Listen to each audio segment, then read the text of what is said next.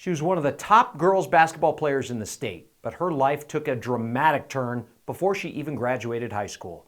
She was charged with attempted murder and aggravated battery and served several years in prison. Since then, she's written a book about her struggles and hopes to inspire others. She's also giving back to the game she loved. Everybody has a story, and this one from Carissa McGee is one everyone needs to hear. Carissa, your story is unique in so many ways, and it's unlike so many others that we've heard. And I kind of want to start at the beginning of your playing days at Mayfield High School. First, how did you get involved in basketball, and what was it that you loved about it? How did I get involved in basketball? So I started when I was 6. And the elementary school, Conley, down in Las Cruces, had this league. It was for 3rd graders.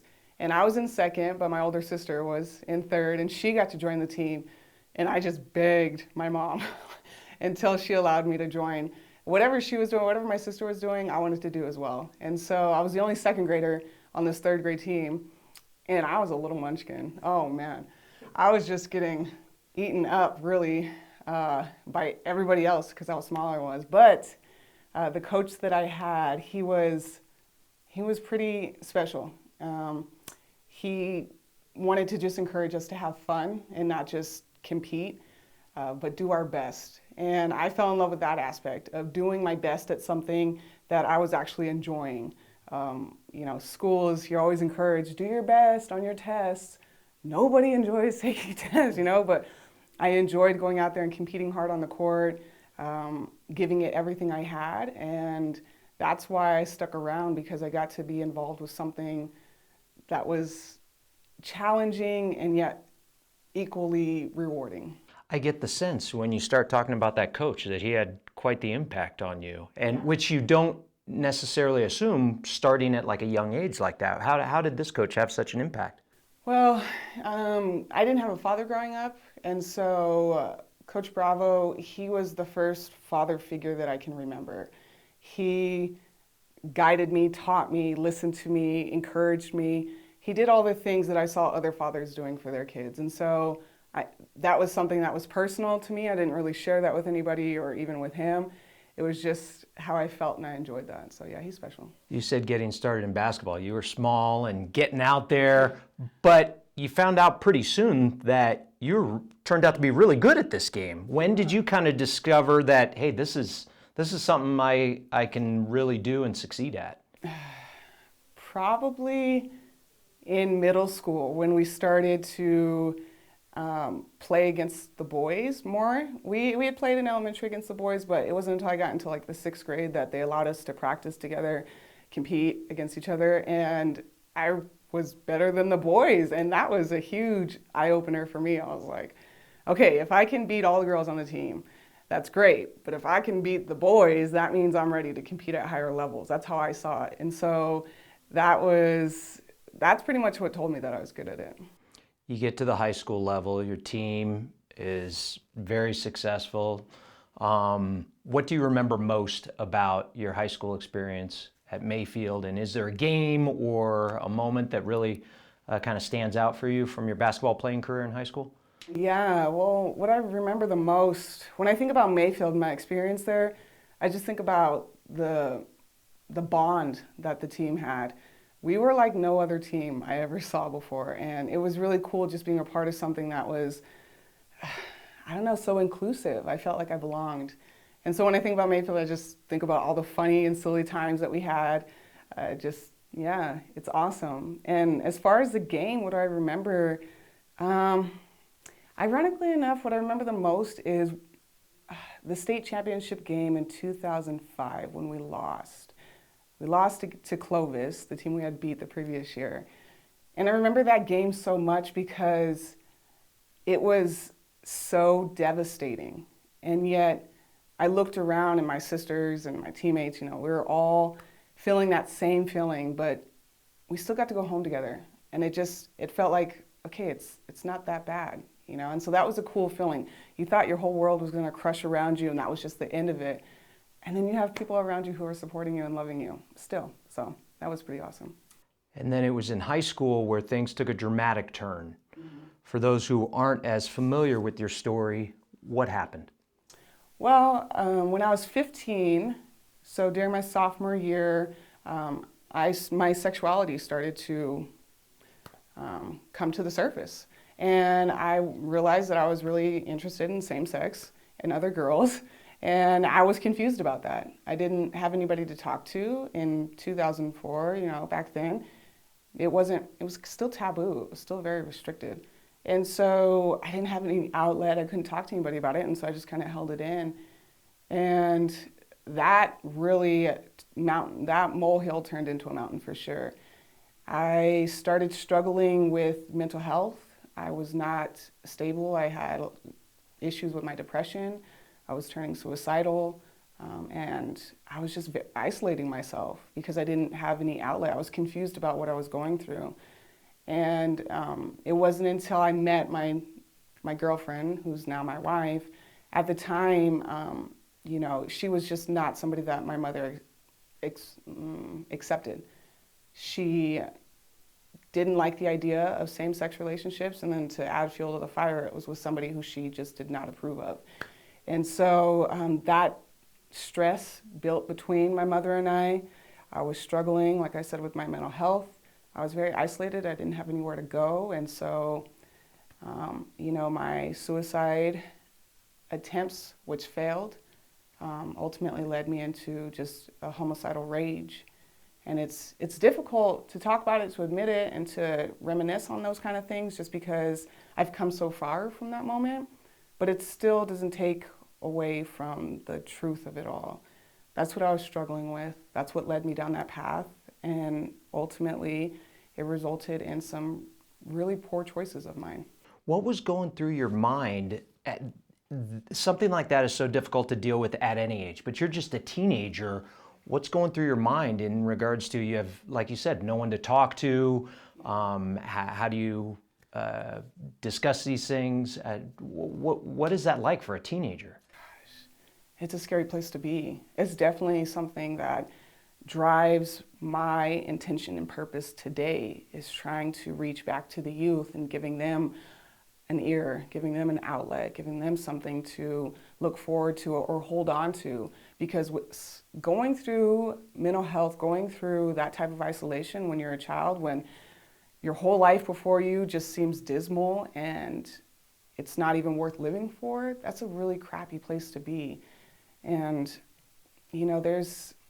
there's really not many words that I can say to it to articulate and truly describe what it felt like. But if I just had to tell others who might be experiencing that same thing is, don't give up.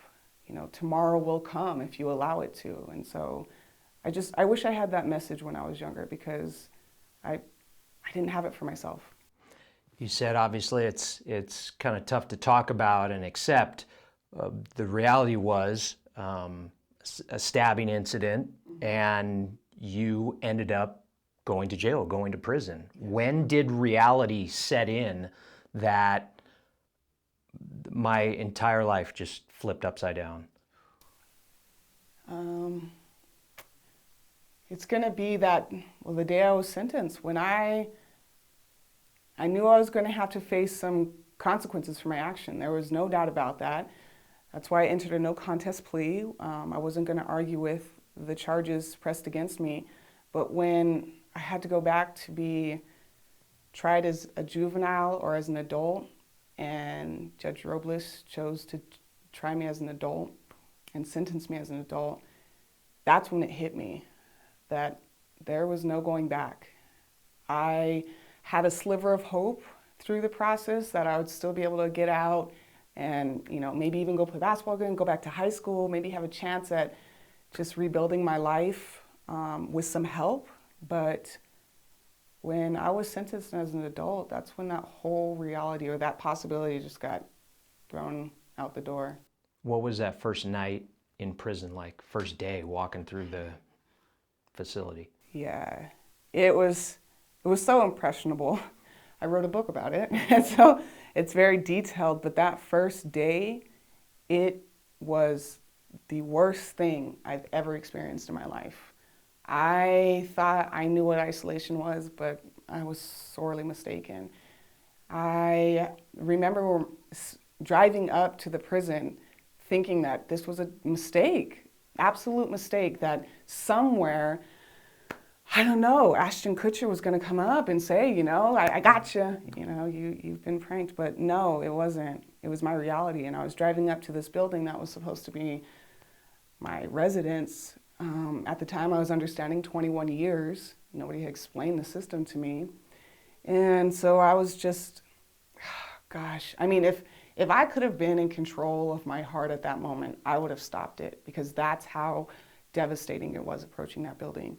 And when I first watched the gates open, I thought, this is hell on earth, and I'm walking straight into it, and there's nothing I can do about it. So to feel that hopeless, that powerless, yeah, it was, yeah, it runs deep in my blood now. How did you spend time and pass the hours there for so many years? Yeah, the first 4 years, I did not much. I tried to stay as low key as possible, because I was just, I mean, I hit the compound when I was 17 years old. And unfortunately, I still wasn't the youngest to ever walk those prison floors. And that's terrible. But, you know, I tried to lay low, because I thought that that would keep me preserved some way, that I would still be able to hold on to who Carissa used to be, because I so desperately wanted to get back to that. I wanted to get back to being this outgoing, fun, energetic, athletic, you know, young woman, and who still had a future ahead of her. I wanted to hold on to that. So I thought if I just laid low, I would preserve that. But I mean, time doesn't stop for anyone. So I progressed, I aged, and then I actually got what I call my golden ticket. And this experience happened my 4th year of incarceration. I was 20 years old, and I got introduced to the New Mexico Peer Education Project through the university. And it's this health class. It starts off as a health class where we're just teaching about infectious diseases, trying to you know, educate individuals on harm reduction and treatment options. And it's great. It's really good information. But the whole point of the project was to build leaders. What they were trying to do in this project was give us a voice, give our voices back, help us to find our platforms. And that's how I spent the rest of my 5 years. I was a peer educator, and I got to connect with the women that I was living with. I got to learn about their lives, their stories, their struggles. To me, that was the best form of education I could have gotten, was listening to other people, listening to women who have walked different lives, but yet somehow ended in the same place as I. And that opened my eyes to, it's a big world out there. You know, there's a lot to do. My only purpose wasn't just to play basketball or track or volleyball, because, you know, sports were everything to me. I could actually do something with my voice. I had now a purpose. And living those last 5 years as a peer educator, ironically enough, it wasn't something that I regret. It's not something that I hate that I got to experience. I love that I got to have those 5 years as a peer educator, even inside of prison, because I might have been locked up behind 4 walls, but I was freer in my mind than I had ever been, and that was awesome. So how many years did you end up serving? And then what was it like when you finally got out? Oh, man. So I told it up, it's right under 9. It was like 8 years, 9 months, and 17 days, but nobody's counting. But it was really, really trying and traumatizing. But when I transferred out, oh gosh, first of all, it was such a scary day. I was really excited. I was like, yes, I finally get to come back to society. But I was leaving an environment that I had grown up in. I went from 16 to almost 25. And that's a very vital time for any person to go through. You're experiencing what it is to do your own laundry, to have to pay your own bills, to do, you know, buy gas, and just be your own person. That's the time of life for anybody. And I got to experience that inside a very secure facility and location. And so when I get thrown out here, it was like I had choices. I went to Walmart for the first time, and I needed to buy mustard, And there's this wall of mustard, and I had a panic attack. So I was like, there's too many choices. But that still didn't take away the beauty of being able to walk outside and feel the sun on my face whenever I wanted to touch grass, to sit in it, to listen to the birds chirping and not hear the metal bars closing and the clinking and the clanking of the chains, and feeling that cold concrete, not just on your feet, but all around you. To walk away from that, you know, as scary as it was getting out, it's no place I was running back to, that's for sure. So then what's your purpose? What's your goal? Where are you headed? What do you want to do at that point? Well, when I first got out or now? Correct, yeah. When I first got out, the purpose was to, make something of yourself. I was trying to take what I had experienced inside of prison and not let it die in vain. And that was complicated because society is very, it's just stigmatized. You know, they stigmatize people who have been incarcerated. And so I was trying to take my experience of being incarcerated, which I had learned how to turn for the better, and trying to apply that into society and what I can do here. It was not an easy feat, but that was my mission. I was not trying to let that whole time, those 9 years, just be in vain. And so I was trying to just establish myself. I was trying to prove not just to myself, but to the system and everybody else that was looking up to me, that you don't have to be a statistic. Just because you've walked inside of prison and you've done time, you don't have to be the person that society labels you as. You can still decide to be whatever kind of person you want to be. And so I was trying to live up to that. Do all the things that I needed to do, abide to my probation and parole, while at the same time honoring who I had become, which was a strong, independent woman. And yet you're still tied to the game because you decide to dive into the officiating pool, so to speak. What prompted that, and what do you like about it? How long have you been doing it? That was not something that was on my agenda at all. I did not imagine that it could be back on the court. I had washed that dream away of ever playing or even just being involved with the game while I was in prison, because I knew that society, I anticipated that society would not be welcoming to me. So I did not think ever that I'd be back on the court, especially wearing the white and black zebra stripes. Man, if anybody knew me when I played during my time, it wasn't like we were buddies, you know, me and the officials. But I got dragged back into it because my wife, she had officiated. And she said that I'd be perfect for it. She told me that I had the look, that I had the knowledge. I just needed to learn the skills of it. And so I said, okay, you know what? If this is my only chance of getting back on the court is to be a ref, I will cross to the dark side. So she connected me with Dana, who was in charge of it all, and she said, this is the person you need to talk to. And so I wrote a letter to Dana, and I, hand-delivered it, asked if we could meet and talk about it. And she gave me not just a chance to even explain myself, but she gave me an opportunity to show that I meant what I was saying. And that's a huge thing. That kind of opportunity doesn't come along very often for people with convicted felons.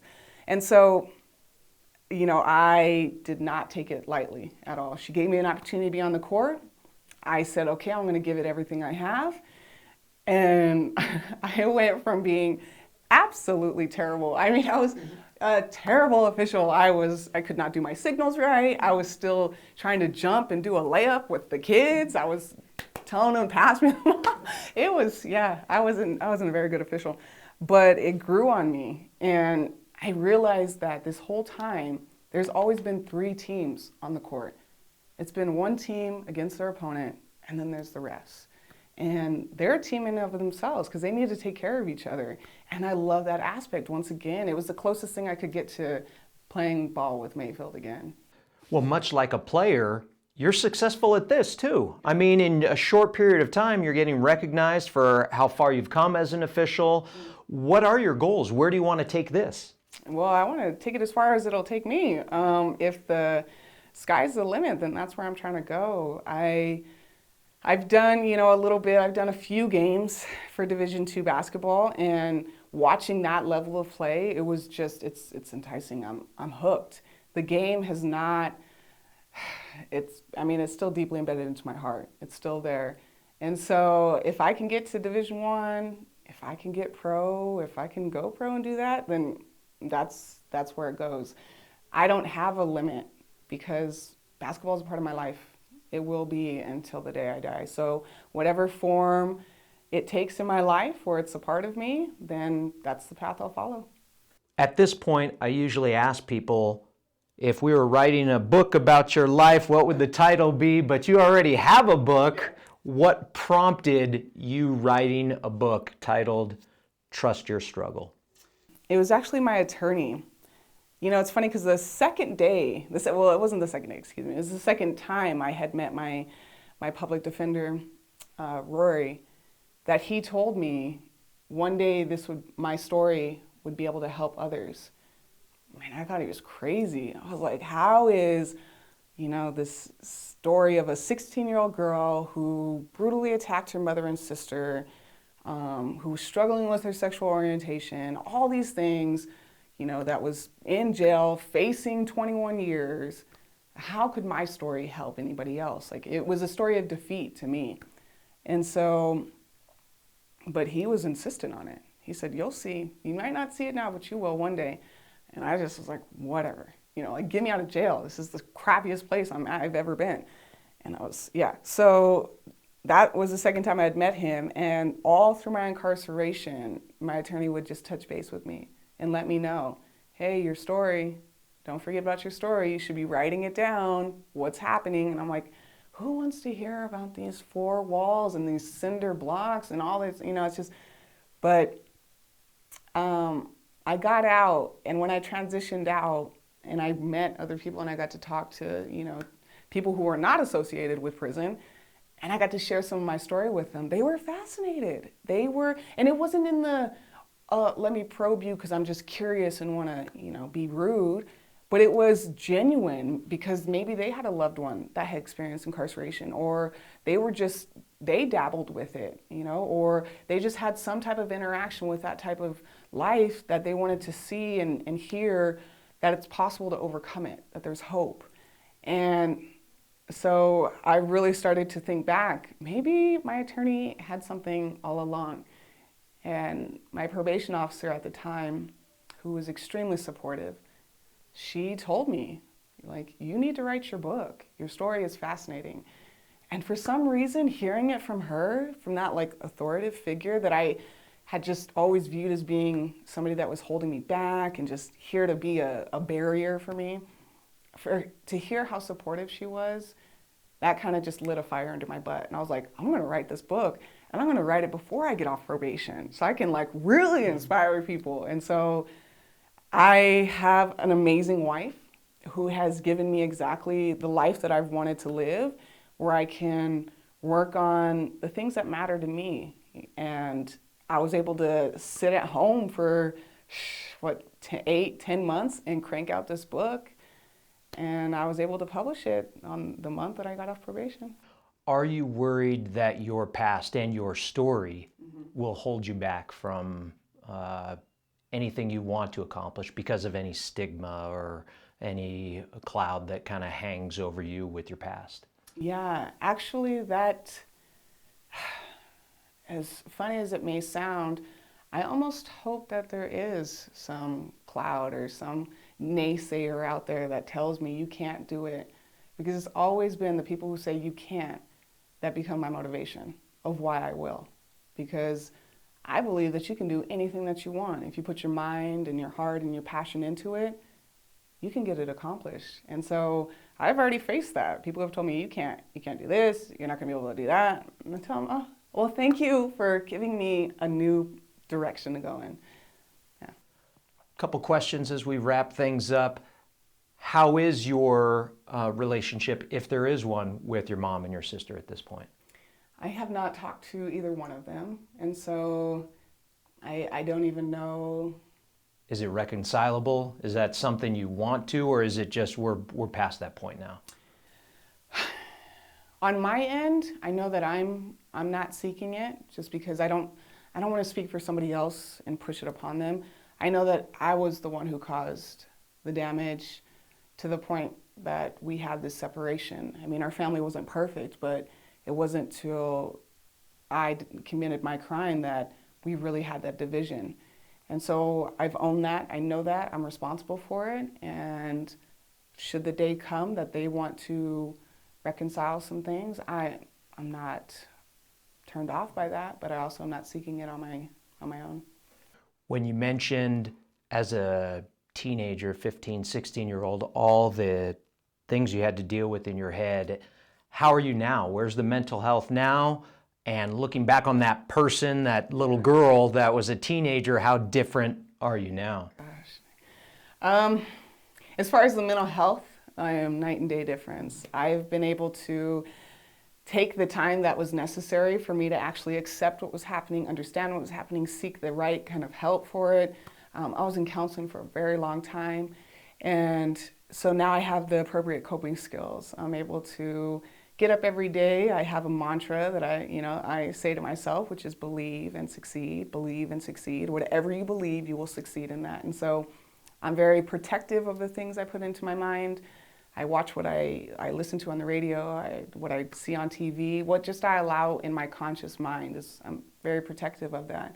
And so from 16-year-old Carissa to, well, older Carissa, my mental health is doing really well. And I'm excited about that because I can advocate for that too, that there is hope, that you don't have to be held down by something that you feel is out of your control, such as your mental health, because if you have the right supports and the means to do it, then you can live a healthy life. But as far as like the competitive, funny, outgoing Carissa, oh, she's back. Yeah, she's still here. She was just, in hibernation for a while, but it's really nice to be back and to get up every day and smile and love life and look forward to tomorrow. Carissa, trust your struggle. Yeah, thanks. Thank you.